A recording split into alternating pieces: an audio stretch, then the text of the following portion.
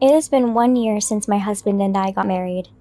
I thought we would have kids by now, but we have had trouble doing it naturally and started fertility treatment. Fertility treatment was more mentally taxing than I had imagined, and I had to go to the hospital on certain days, so I had no choice but to quit my job. I went to several hospitals and underwent various tests, and my body was perfectly normal and healthy. The doctor at the hospital told me that my husband should get tested too. I was going to consult with him with the information about the tests. I came home thinking about how I didn't want to tell my husband about the tests. My mother-in-law was relaxing in the living room. "You were at the hospital today, right? So what were the test results?" "They told me there was nothing wrong with my body." "And yet, you can't get pregnant. There's definitely something wrong with you. Why don't you try another hospital?" "Okay, I will." My mother-in-law lives in the neighborhood and my husband gave her a duplicate key to our house. She frequently comes to our house. I quit my job because I was home more often than not. My mother-in-law was constantly beating me over the head about the fact that I stopped working. My mother-in-law left in the evening, and then my husband came home right after. I made up my mind and decided to talk to my husband about the tests. I went to the hospital again today, and they said there is nothing wrong. They said I should be able to conceive naturally. But if we can't wait for a natural pregnancy, they think you should get tested too. So please, will you get yourself tested too? "Do I have to get tested? I can't be bothered taking the time off work." "It's not a must, but if you want to have a baby soon, I heard that it's better for men to take the test too if they want to have a baby." My mom is also nagging me to have a baby. I guess I have no choice but to get tested. I managed to convince my husband, although reluctantly, so he got a fertility test. I called the hospital right away, and a few days later, I got the test results. They said it would take about a week to get the test results, but if we find out we weren't able to get pregnant because of my husband, we could try different fertility treatments. But a few days later, my husband gave me shocking news. The person I've been having an affair with is pregnant. I was flabbergasted and went into a state of shock.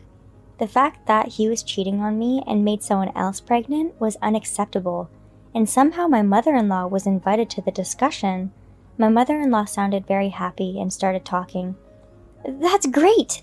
Even if it's with your mistress, I'm glad you're having a baby. You should divorce Luna and marry the other woman."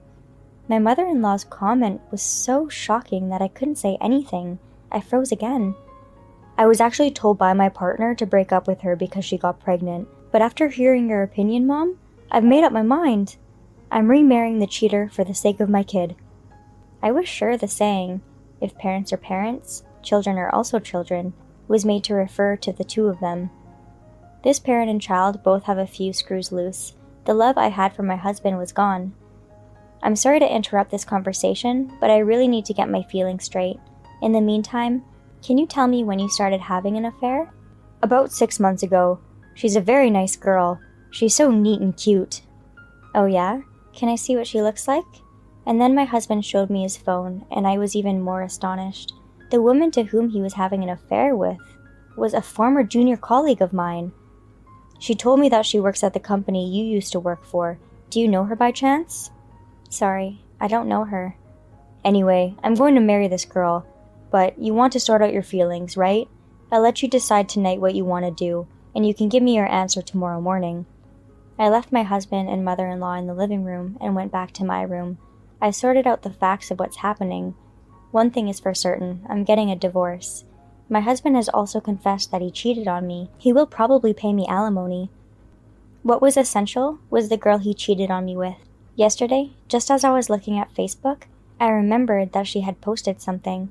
I checked her Facebook profile and saw that she was getting married. However, the picture was not of my husband, but of another man.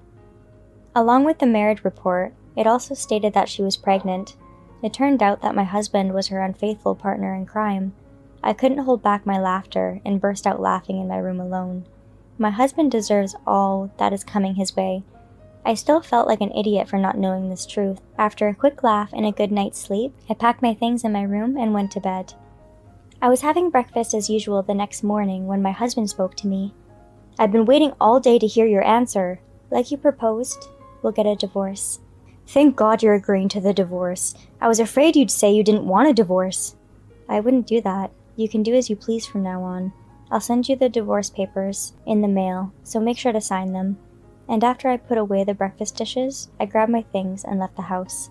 While I was looking for an apartment nearby, I ended up staying in a hotel in front of the station for about a week, but I had to quit my job.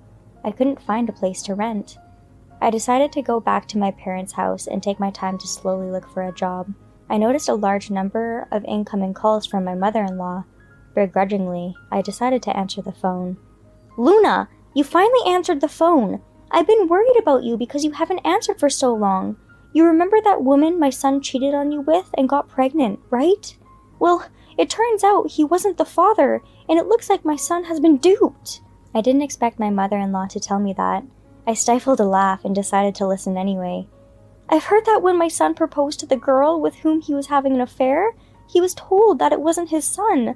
The man she was actually marrying turned out to be the father." "Oh, I didn't know that. So, Luna, I want you to get back together with my son right now." "What do you mean?" I was trying to hold back my laughter when she said something that shocked me. My voice started to sound funny from holding it in. "This means my son doesn't have a child, so why don't you two start over again?" My mother-in-law spoke to me as if she was stating the obvious. I finally spoke back to her. "I would never get back together with someone who cheated on me, so please don't contact me again." "Are you aware of who you're talking to?" "I've already filed for divorce. We don't have a relationship anymore. We're strangers." "Don't be ridiculous. I contacted you because I was thinking of you." "I don't need to be lectured by a stranger. I have nothing to do with your son anymore." "You're not going to pay me back for all the favors I've done for you? I can't believe it. What a horrible person."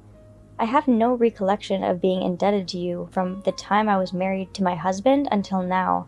I kept getting sarcastic comments about my inability to conceive. "Have you ever thought about how I feel?" "Well, I was just thinking of you guys. I don't remember saying anything sarcastic towards you." "Oh, I see. You weren't aware of that. I've been uncomfortable with you being sarcastic to me for a long time. I don't want to have anything to do with you ever again. Please don't contact me at all in the future." My mother-in-law sounded confused when I said all that. Then she started to beg. "Please don't. I didn't mean it. I'm not going to say anything else about the pregnancy from now on. Please get back together with my son." "I will never get back together with your son. At a later date, my attorney will send your son documents regarding alimony for cheating on me. Please tell him that." With that, I hung up the phone and blocked my mother-in-law's number. This was the first time I was able to argue with my mother-in-law. I felt very refreshed. After that, I felt refreshed every day because I no longer had a source of stress. After a week in the hotel, I moved back to my parents' house and started looking for a new job. I was happy to make a fresh start and thought that my days would be filled with joy. But those days would soon change. On the day, while I was in a job interview, I received a call from my mother. I picked up the phone right away, and my mother sounded panicked. "Luna, come home right now." "What? What happened all of a sudden?" "Just a few minutes ago, your ex-husband and his mother paid me a visit at our house. I told them you weren't home, and they said they'd wait until you come back. They don't seem to be leaving anytime soon. What should I do? Should I call the police?" "Mom, calm down. I'll be home soon. If he tries to do something before I get home, don't hesitate to call the police right away." I quickly returned to my home. When I arrived, my ex-husband was sitting on the front porch waiting for me. My mother-in-law was sitting in a chair in disapproval, and she appeared to be having a discussion with my mother. "I am so sorry for what I did to Luna. I feel horrible about the fact that I cheated on her. I want to get back together with Luna, so please try to convince her." "It's her choice. I can't persuade my daughter. I think my daughter will come home now soon, but it would be useless to discuss this directly with her, so can you please leave?" My mother was trying to finish it quickly, but ended up pissing off his mother in the process. "My son is going through all this and you won't even cooperate with him? It's true. If you're the parent of a parent, then you're the child of a child. You and your daughter have no sense of courtesy. I don't care what Luna wants. All you have to do is what I tell you to do. Please convince her to remarry my son." I snapped at her words. I rushed to the door and told my ex-husband and mother-in-law, "I'm the one who's involved in this, so it should matter what I want. I am not your tool." My sudden appearance at the door startled my mother-in-law and ex-husband. My mother and ex-husband looked surprised. My mother-in-law glared at me as she continued to yell. "What did you hear? Did you hear what I said? I never said anything about you being a tool." My mother-in-law never wavered in her assertion, and I continued to fight back. "Regardless of my wishes, you want me to have a baby with your son as soon as possible, right? You always talk about a roundabout way, but that's what it seems like to me." "Well, then I guess you'll just have to do exactly what you just said. My son is begging over here. I'd appreciate if you'd behave accordingly." "I would never remarry him. Even if you stormed into my parents' house like this, I will not change my mind. I don't want anything to do with you people ever again. If you stay in my house any longer, I will call the police right now, and please never contact us ever again." "Call the police? We're just here to talk. The police have nothing to do with this. If you call the police, I will hate you for the rest of my life." My mother-in-law overreacted to the word police. She seemed considerably more furious than before. "Luna, please, I'm sorry. Please remarry me, I beg you. Please forgive me." My ex-husband saw my mother-in-law like that and didn't do anything to stop her. He just kept begging me to forgive him. The chaos was staggering to me and my mother. In the midst of all this, I suddenly remembered something. Since this is a rather sensitive subject, I was going to keep it secret. To fight off my ex-husband and mother-in-law, I decided to tell them the truth. And I have to tell you something else. We had a hard time having kids, didn't we? It looks like you were the reason. "What? What the hell are you talking about?" "I'm the cause of your infertility? I don't understand. What do you mean?" "Before you told me about your affair, remember when I asked you to do a fertility test?" "Yeah, I remember." "Well, I received the results after our divorce. The test results show that you were the one that was infertile. That's why I couldn't get pregnant before. There was nothing wrong with me." No way." "No, that's not true. My son is healthy. He's never even had a cold in his life." If you find it hard to believe, I took a picture of the medical certificate. I'll show it to you now. I showed them the screen on my phone. They both turned pale. "Now, do you trust that I am telling the truth? If you still doubt me, please go to the hospital to confirm it." "Oh no, so I can't have kids?" "I only heard the results, not the details of the treatment. If you want to know about the treatment, why don't you go there yourself?" My ex-husband and his mother were in a state of despair when they found out the truth about his inability to have children. There was silence for a while. Then my mother started talking to my ex-husband and mother-in-law. "All this time you've been blaming my daughter of your infertility?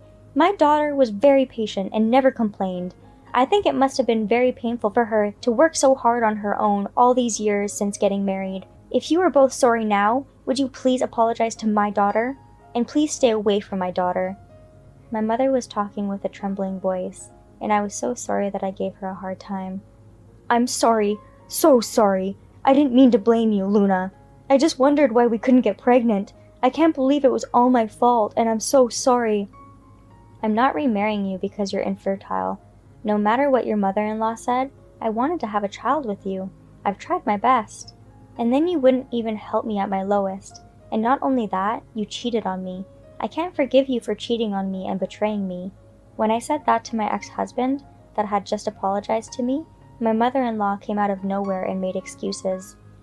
"I was just trusting my own son all along. My son told me that you couldn't get pregnant. You know, most infertility is caused by women, so I just assumed that you were the problem. I only assumed that just because my son said so. I never tried to put the blame on you." "What are you talking about?